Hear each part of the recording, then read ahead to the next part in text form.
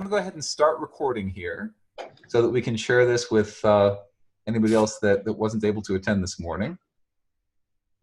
And Julie, why don't we turn this over to you? All right, great. So thanks for joining us this morning. So I'm going to talk about for high school and middle school teachers, the new content builder that we've introduced into Edsby that we have many of our customers already using and will be in your next upgrade. And I'm also going to talk about professional development. That's so a new type of group that you can use to do professional development. And parent-teacher interview, the parent-teacher interview system, and for the elementary teachers that always seem to get left behind in things, we have been working closely with sort of many elementary teachers and school boards to provide some tools that are purpose-built for the elementary teachers to gather anecdotal evidence as opposed to sort of rosterized assessments that high school teachers do. And so content building, evidence of learning, professional development, and the parent-teacher interview system. So let's start with Beth Archer. So Beth is our high school teacher. She's teaching science, and she has some classes on her desktop already, and I'm just going to pop in there and look at her class. So the class, of course, is made up of this feed which Beth uses to share videos, and the students collaborate together, share what's happening in class, do polls and homework assignments and all of that good stuff. So that's the tools that are existing now and that your teachers are using to great effect. I would like to show you some of the things that your teachers are doing a little bit later on. And so the new tool is here in the content area. So teachers who want to continue using Edsby just like they've always been by creating assessments and units and journals, they can keep doing that. There's nothing new to learn. They just click on the same things they've always clicked on, and they're away to the races. But teachers that want more tools and better tools are really going to be happy with the new content builder. So if I click on the content builder, it opens it up for me. And if I click edit, then I can start doing the editing. So the idea with the content builder, so what teachers have been able to do so far is create units and create assessments. And so if we looked at one of their contents, it would be full of units and assessments. What we've done is added to that toolkit for the teachers. So I can choose to create all sorts of new content. So here, if I hit the plus, these are the kind of things that I can create. So it's a new unit, a new section, a new assignment, but I can create a new page of content. So I just have information and knowledge that I want to share, some course content with the students, and I can simply just copy and paste and bring new pages into the system. So, designing an experiment, for example, or, practices and disposable for biological specimens, so I can create nice content for the students to access, along with things. I saw that that there's an LTI link there. Is that an actual LTI integration, or is it that is? Just Yes, it is. Nope, it's there. So which LTI tool are we talking about? So we do have LTI integration. So we have the 2.0, I believe. Okay. Yep. So we do. So they can do Turnitin integration. They can do Brain Pop. I don't know all of them. There's a list on the website. So we can do LTI integration. So I can do things like creating a link. So here's one here. So if I find some great videos, I can add them to my course content, and so the kids can come in and sort of see the content that I've created for them. So it's nice, it plays in line, and so I can add links, and I can add, upload just something simple as a The scientific method happens to be an image, but the Word docs will come in nicely. The PDFs will come in nicely. So if I did a file import of a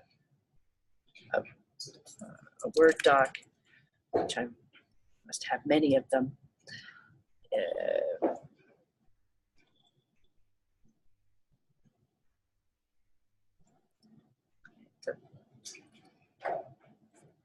Save it. It's going to come in nicely. Hopefully. There it is. Where did it go? At the bottom. There it is. Where do files like that, when you upload them, where are they go? Are they going to the library, or nope, they're all staying here. Of course, that didn't work very well. I probably chose it in proper one. So yes, they're all living here. So everything they get here. So that I should have had a PDF. Okay, here's a nice bunch of pictures. Planets, right? So they're all living here. So they're not going through the library anymore trying to figure things out. Everything for the students is going to be laid out nicely in the content area. Right? And I can control what the students see. So you'll see that the earth science is something we're going to do next. And the kids don't have access to this. And if I wanted to turn this on, I could do that, or, you know, sort of switch this one off. So I have control over what the kids are seeing here. And so the other kind of things we can do that are interesting is when I go to edit, I can add a lesson. I can add a poll in here, so I can create a poll and the kids can take the poll. The one that is really getting a lot of good response is a discussion. So I can create a scaffolded discussion and even grade it. So here's one here, the stages of secession. So I can scaffold a question. I can do an edit so you can see it. So I can scaffold the discussion. I can set a scheme, and the kids will respond to the discussion. So people are using it for brainstorming, for having them gather resources, giving feedback on a particular lesson. And if we go back to view, and the teachers can see what the students have answered, how they participated, and I can actually give a grade right here in the discussion, and it goes into my grade book. So that's something that we're getting some really good feedback on as far as the discussion. So it's great, and of course what teachers want to know is if they build this kind of content, are they going to be able to reuse it? And so the answer is yes, and in much more powerful ways than they're used to. So they're used to using the planner to copy from one year to the next. With this new system, we've sort of recognized that teachers want to do that copying much easier. So if I just sort of pop here and do a copy, it's going to copy my entire course contents, and I can insert it into another class. The other thing that's coming up is I can, as a teacher, create a personal class. So I can author content here. So this year it might be authoring the next unit, right? Because it's the sort of the first year they're going to see this. And I'll be able to just copy this from my personal folder into my new semester classes, and it's all going to work quite well. And what we might see next year is the ability to auto-populate. So every time I get a new grade, a 9th grade science class, it's going to populate it with the videos that I want them to see, with the content, and then I'll be able to just be ready to go. So that's nice. The other part of the sharing is they're going to be able to create learning object repositories. So if I wanted to share this with the district, if I wanted to share it with my school, if I just wanted to share it with the science teachers at my school, we can create learning object repositories that are searchable, and it's as easy to copy and adopt content, whether that content is an entire course, whether it's a unit, or whether it's just one lesson or one video. It's easy to copy the content. And you don't have to create all the content yourself. We also support EPUB and SCORM importing. So if I wanted to bring in a book, I can do an import and so bring in sort of a book on this is on yes engineering, or if you have an ebook of a novel, you can bring it in. This is S-Query in action. So so we support EPUB and SCORM for the imports. So there's some examples there. So is there any? So the other part of the content is being able to have a view into how your students are progressing with your course content. So if I pop back in to my science course and go back to content, click on here. When I click on sort of the overall one, I can see every students that have logged in, and I can see how far they've completed. So Lisa's done the most. She's got sort of 14% of the stuff. So she's opened 9 articles, and if I click on Lisa, I can see that when she's done it and when she's set the state. So when I switch to the students, I'll show you that students can give teachers feedback, so they can mark things complete and also tell the teacher that she already knows these items, that she already knows that she's learned it during the lesson, so she gets it, and then that she does it only say like a certain time ago? Does it not put a date and time stamp? I believe if it doesn't, it should. There it is. Right. Yep. So there, if I hover, I can see the dates. Okay. So I can see the exact dates. And so the affected states is known as, and I'll show you how to set that. So you can see things that if I look at designing an experiment and I go to the history, I can see who's looked at it. I can see who gets it. I can see the progress. Right, so this is, so all of the items, you get a complete history of what the students have been doing. So teachers have been asking that for a long time for us, and so it's being well received by the districts that are using it, and teachers are finding it useful. So I'm just going to switch and sign in as Lisa Lee, so you can see things from the student perspective.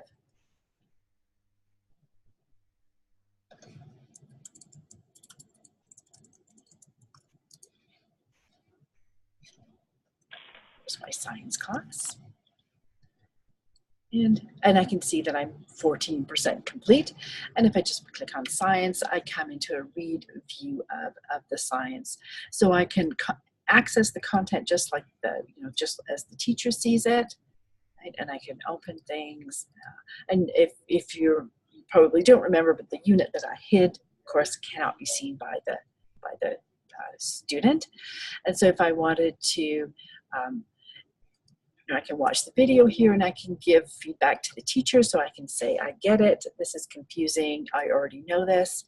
And as I go through the material, I can mark it as complete. So for me as a student, I can tell what I've seen, what I've completed, what I need to do, and give feedback to the teachers. And if I wanted to participate in the discussion, I could do so as well. So I could do a reply and perhaps create a better answer than that.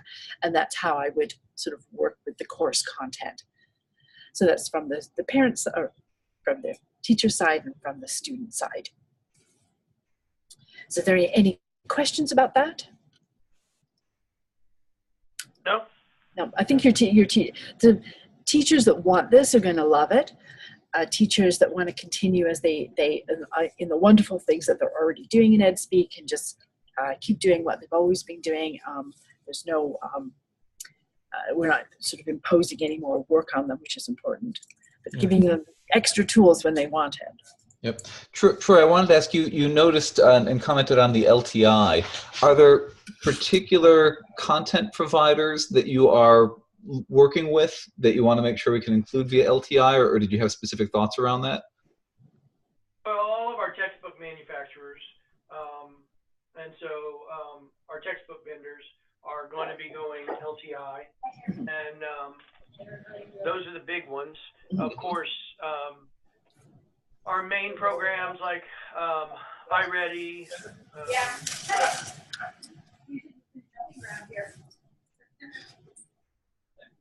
Yeah, I thought my guy just threw everything here.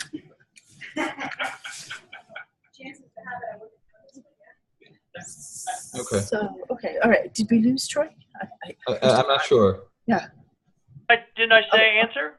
Oh, yes. Oh, Sorry. okay. Yeah, yeah. No, it It kind of went faded so out. quiet. It went so quiet that I thought I'd lost internet access, which happened to me yesterday. So I'm more concerned about that happening again. So that's the sort of the teacher and student side.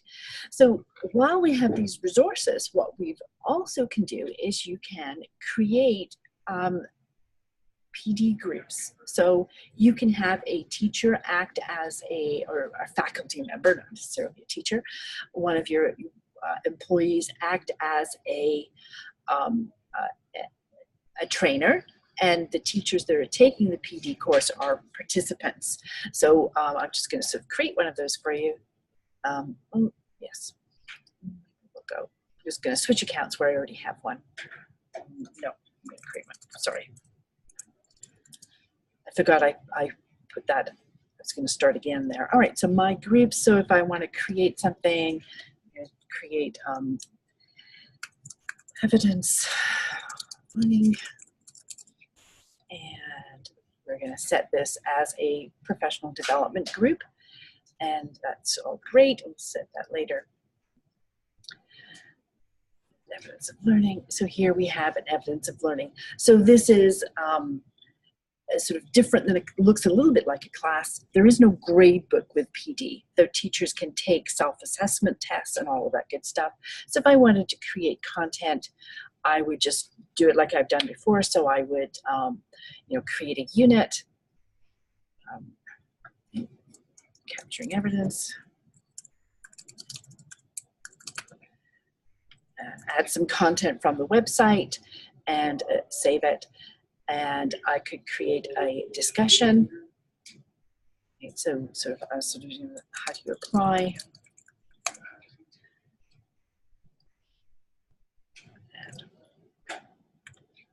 And save. And then do an assessment. Right? So I would be able to create sort of an online self-evaluation test and create sort of a test so people taking the PD group can sort of assess their own knowledge. So if you're doing sort of health and safety, or taking the Edsby's evidence of learning class, you can sort of check your own understanding. So if I wanted to, and it has all the other tools that you have with Edsby, the ability to join, the ability to add things to the desktop, to control sort of membership and all of that good stuff. So if I added people to this PD group, they would be participants in this group, and they would see the same things the students saw, and they'd be able to go through this. And of course, what's wonderful, I think, here about the discussion is that teachers are very knowledgeable about, so we were talking about capturing anecdotal evidence. They know as much about the practice as the person teaching it. Being able to capture that evidence and come up with that group knowledge is really sort of powerful. So let's go back to return to the group. And of course, you have all of this, the discussion and the calendar stuff that you have with your sort of groups. And in the setup, I can do things like set the maximum number of slots that can enroll. I can do the mark content as automatic, so if they open it, I can see it rather than marking things. I can even award a badge. So if I wanted to give the teachers a badge for completing it, so evidence of learning badge, I could do that. And once they completed the assessments correctly and passed them, did sort of a passing grade, they would automatically get the badge that they've completed this professional development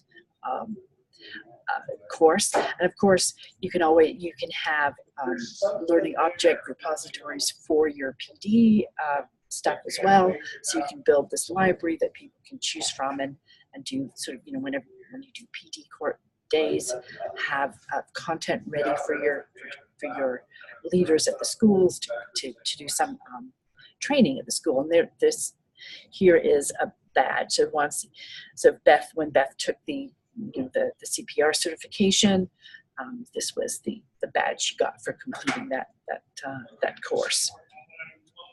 So is there any questions there? No. That looks good. All right. So the next thing, so these are tools that are great for your middle school people, for your secondary school, but we haven't forgotten about your kindergartens, your grade 2, where we're not focused in that area on rosterized assessment. We want to do more anecdotal evidence. So I'm just going to switch over to another teacher, just logging out. I'm going to log in as Betty Lap. So Betty Lap teaches kindergarten, right? And there's not many math tests in kindergarten. Right? There's it's really about sort of observation and capturing sort of the evidence of learning, connected to the curriculum that we're teaching. So the class looks the same. That's great. And this system, so it's a little hard to show on the computer, but this system is optimized for tablets, for phones. Of course, it works perfectly fine on a browser as well. So here we have the students. So I'm going to just go into my evidence system. And we've got some material already here. So I want to collect new evidence. I've got some writing samples. I've got some ABC patterns that the kids are doing. So all sorts of drawings and all of those that binder of stuff that kindergarten teachers have for each student. This is sort of the electronic version of this. So if your teachers might be using programs like Remind or I've forgotten the other name. I've forgotten the other name, sorry, but where they're sharing, finding ways to share what's happening in kindergarten with parents about their kid. So they already have Edsby if they want to share sort of what's happening in class. What they don't have is a way to share sort of how a student is progressing. And of course, this is also great for your special ed. So it's sort of not about taking math tests, but progressing in life skills or progressing in sort of other areas. And this fits perfectly with that as well. So if I wanted to collect some new evidence, I would click here. And it might be about 2 people. It might be about just 1 person. So when I click next, it's created this. And so I can collect different kind of evidence. So I can just simply write an observation that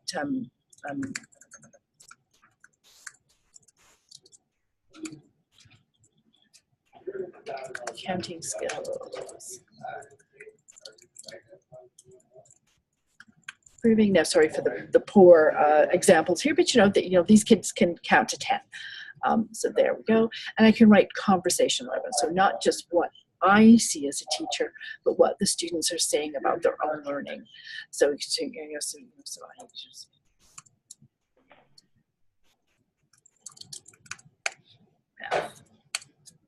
so and you now we don't have your expectations loaded, but so I'll sort of skip that, and I can do custom tags. So it can be something simply as critical thinking, math and number skills, and I can create my own. Of course, these are the ones I've used within this class, and I can just click done. Right. And this we sort of need to talk about it a little bit more, but I can actually share this with the parent. I'm not going to do that right yet, but again, like everything else in Edsby, so assessments of any sort, whether they're anecdotal or rosterized, are private to the teacher until they decide to share them. So that's the default behavior and that it doesn't change here. And of course, if I had my phone or if I had my iPad, I could take a video, I could take a voice recording, a picture, which since my camera's been used, you know, but I can find a picture, I suppose. Let's do 100 Days Smarter. Use this one. And say that. And it sort of comes into the evidence. So this just lists the sort of the evidence that I've gathered. If you have co-teachers or in one kindergarten class, they can collect evidence for each of their kids. So that's how you gather it. And the part is in the organize. So if I go to Zoe Lee, I have a bunch of evidence that I've collected for evidence. So, you know, so her interests, her music, her reasoning, responsibility, tactile skills. So I've collected this whole bunch of evidence about how Lisa's progressing with her learning in kindergarten. And I can see these by date, I can see them by tag, so sort of a self-organization. If we had your expectations, you could see them by the different categories. So problem solving. So these are more sort of organizational framework. And I can also do a scrapbook. So I can drag these things around and sort of move them around and organize the evidence, just sort of like I would those pieces of paper in my binder, sort of collecting and reorganizing things and organizing. So that's sort of the scrapbook view, and I can add sticky notes just so I can sort of annotate why I put these things together. I can go a bit deeper, so I can create analysis. Right? So we can talk about, you know, so the analysis, what's the key learning that she's accomplishing, what her growth in learning is, and what her next steps are.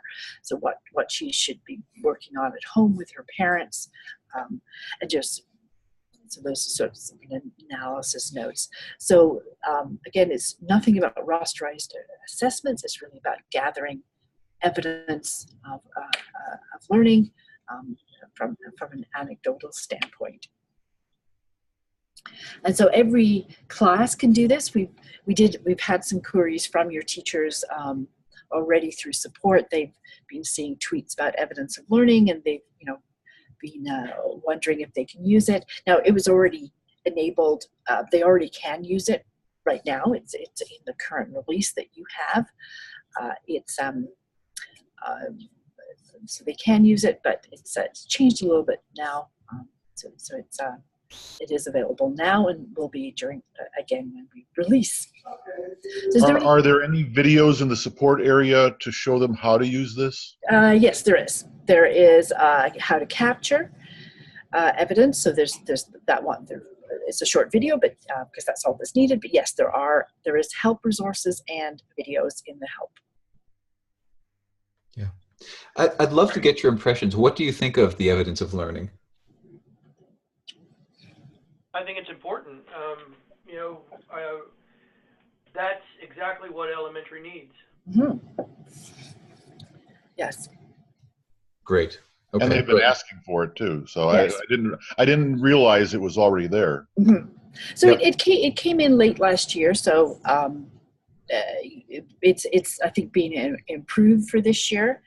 And I think one of the things we're going to add during this year is add a summary, so you can see how much evidence you've collected per kid, and of course it's not there yet, so I'm just sort of remembering the design, so that will I think help some teachers as well.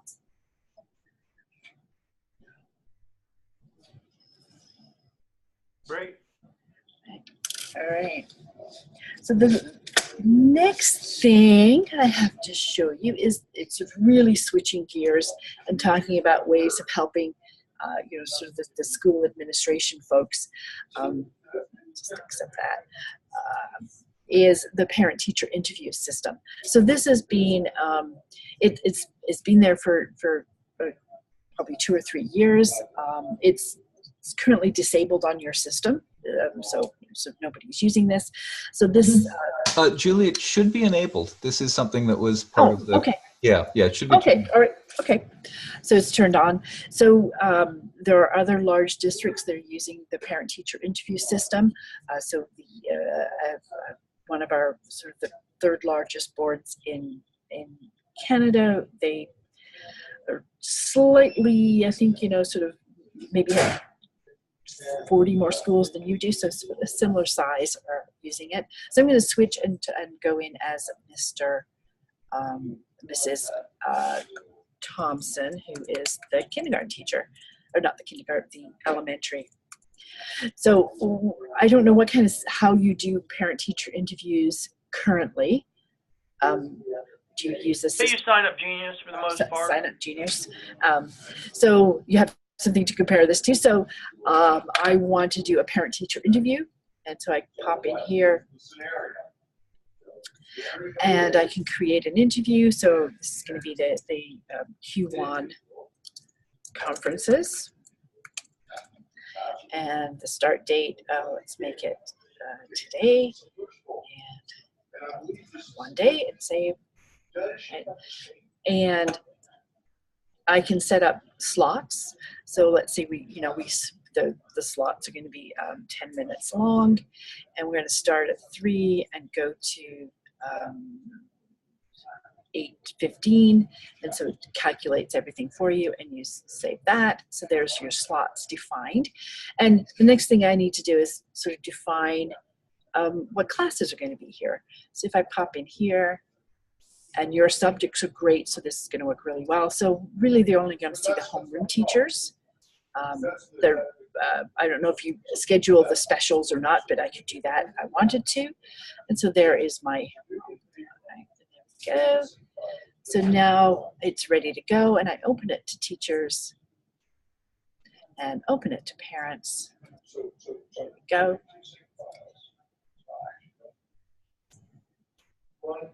And it's delivering a couple of thousand things to the parents right now. So a parent can come in and do their own scheduling, and as a office administrator, I can see how many they book. So if I look at the Leaf family, so I can look at Sarah. Mess up. This is the one I want. There we go. I can actually book. So Sarah has 3 kids at this school, so I can sort of book Mrs. Dawson here. I can book Mrs. Lab here and Mrs. Bryan here. So I've actually done that for Sarah. So the office can book on behalf of the parents, and they can view the progress. So Mrs. Phillips has got 31.3. Do we have? Must have there. There we go. Yeah, there we go. Right, and if I pop into Mrs. Bryant, there she is. If I pop in, I can see how many bookings that she has. So she should have, in this case, so I can book for the parent. I can block off sections, all of that sort of stuff. So this kindergarten. So I can. Now, does this send email reminders to the participants to let them know they have an appointment coming up? Does it send? So I think that's on the. I know we're integrating this with the calendars, and then once that's done, calendars have reminders. So yes, but not currently. But it is on the roadmap, for the near roadmap, because we need to integrate it with calendars. All right, so from a parent point of view, if we go to Edsby, I have a new notification here, and there's my Q1 conference. And so if you remember, I set that for her, but I can make changes. So really, I want to come in at 4 and then see this teacher. And of course, if the slots aren't available, you can't book them. So it handles multiple kids and multiple families. So any any parent with access to records can book their own appointment, so it's not based on, you know, a slot per child. So parents that are, you know, so that have, you know, blended families and are living in separate homes, they can both book an appointment. They can't change another parent's appointments. So, you know, no back and forth with you know, parents that aren't getting along. And that's it for the parents. So when I'm done, I get a nice schedule, so I know what I'm doing. And there's also, it's a printed report, so I go back as G. Thomas. If I go to my parent-teacher interview, just Q1 conference. So if I wanted to print a parent list, which isn't going to be very long because I've only done one, those I guess it is doing a bunch of work here. So I can print what that go ahead and do its stuff. So I can print by teacher, or I can print by parent. So what, you know, whatever you sort of want on the front desk to help parents navigate to the right room in the right time. You can have a printed assessment there.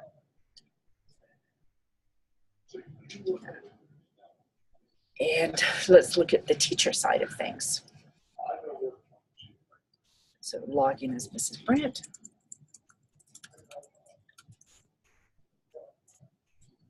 Forgotten her name, Brandt.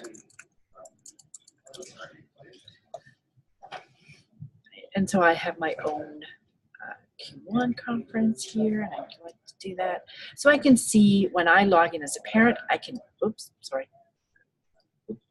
Again, sorry, I've lost my screen here, 1 second.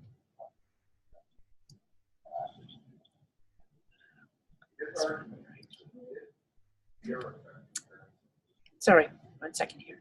There we go, there I am. Can you see my screen? Yes, okay. So I think we could see it before. Yeah, I'm not sure you could see it. Yeah, I accidentally switched on something else, and I went to a different browser. So here I can see who I'm seeing. So I'm seeing Mrs. Lee. This is the student I'm seeing. This is the class she's enrolled in, you know, which would kind of be important for, you know, high school. And then I can add a note. So if I wanted to, sort of talk to parent about reading at home, so I can have sort of keep notes, and when I print as a teacher, it's going to print those notes. If I do, you know, include notes, I might not want to. I might not sort of want that sitting on my desk. So give the teachers a choice. And if I wanted to, let's say I wasn't available at 3 o'clock because I booked somewhere else, I can block that. So parents can't book that spot, because now you can't block it if the teacher's already booked it, but before that you can. And I can book for parents. So if I, as the homeroom class, I can book for, let's see if I have these. Oh, good. Elizabeth is not an orphan. I can book it for Kieran on behalf, for Elizabeth on behalf of the parent. So if the homeroom teachers sort of manage the bookings, they can continue to do that. So it gives you lots of flexibility with who has control and who can see things, and who the parents don't have to book through Edsby. So if they have Edsby, they can book through it. If not, they can call the office, and the office can do it on their behalf.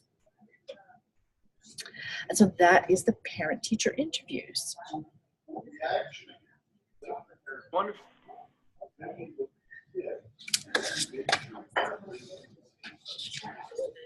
So that is sort of the end of of what I was going to talk about. Have I left anything out,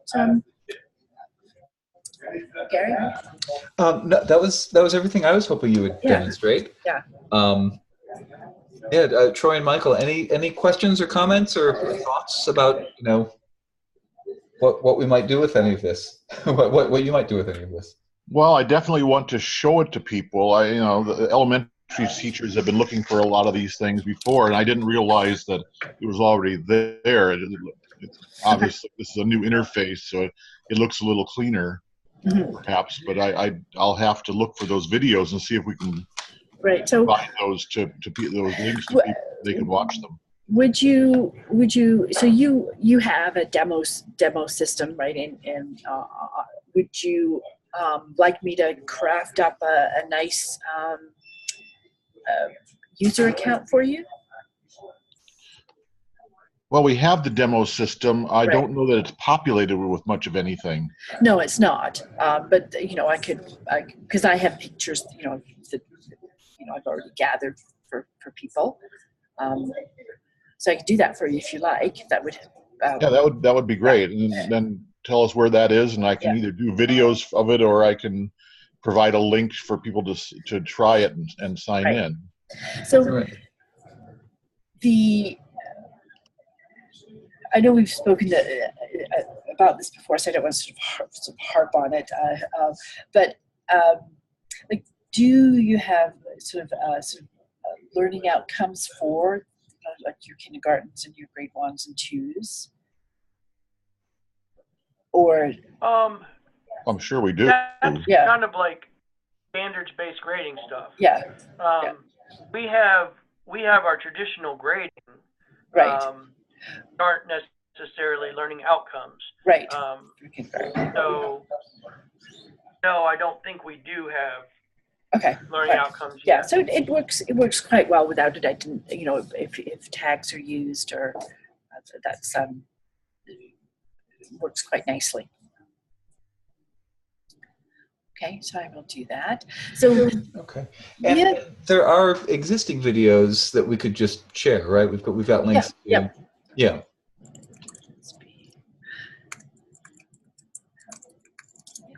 I think I have 102 videos now. So so students, I have ready for SNU, taking attendance, late pass overview, capturing and editing. So this one right here. And so we'll turn, Oh, there's the one without me speaking. Oh, yes. I thought a different voice would be nice for that section. So there I've got, so there's the video there, and there is gradebook evidence of learning, mobile evidence of learning. So there's this thing, and this is a lovely little video that we went to, we visited a kindergarten class and talked to teachers and sort of filmed the kids running around the kindergarten class. It was a wonderful day. So that's a lovely, so that video is about, from the teacher perspective and how they use it rather than a technical video. So there's, so this is this one place has the capturing evidence, and the report card doesn't apply to you because you don't have comments, but you can do sort of a comments as well. Now, the students that are in like speech therapy and speech therapy, those the spec ed courses, they may be interested in this as well. And your IEP report card does have comments.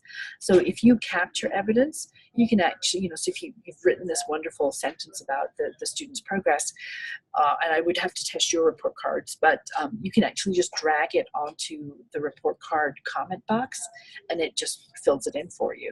So that's sort of, but I do have to test yours. To be honest, I haven't tested to see if it works with yours, but if it was found useful, we could sort of link those two together.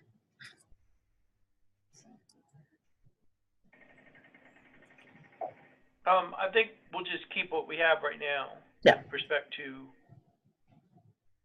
So it wouldn't. It wouldn't change your report card. So your report cards would stay exactly the same. It would be the ability to if I've created a wonderful comment, to already just not retype it, just drag it and have it fill in your existing comment field. So no changes on what, the official report card, just the the ability, because the IP report card is the only one that has comments, like Right. typed comments. Yes, they do. Yeah. But that's sort of not mentioned in this video at all, so, or this document. So just the text. Well, great. It looks good, guys. Yeah. All right. Well, thank you. That was very good. Oh, thank you. Thanks. It took us hours, as we say. At least two. At least two. All right, excellent. Well, I will. I'll go ahead and get the this video posted. I'll share the URL, and then we can share with you the URLs for the existing videos also, and let us know what questions you have. If you need any help, if it would be useful to do kind of targeted webinars to explain to principals how to set up the parent-teacher scheduling, or let us know how we can help. And winter's Great. coming. If you want me to come to Florida, Right? hardship. It's always a nice place to come and visit. Yes, it is. All right. Thanks so much. All right. Thanks so much. Bye-bye. Thank you, Julie. Bye-bye. Okay. Bye-bye.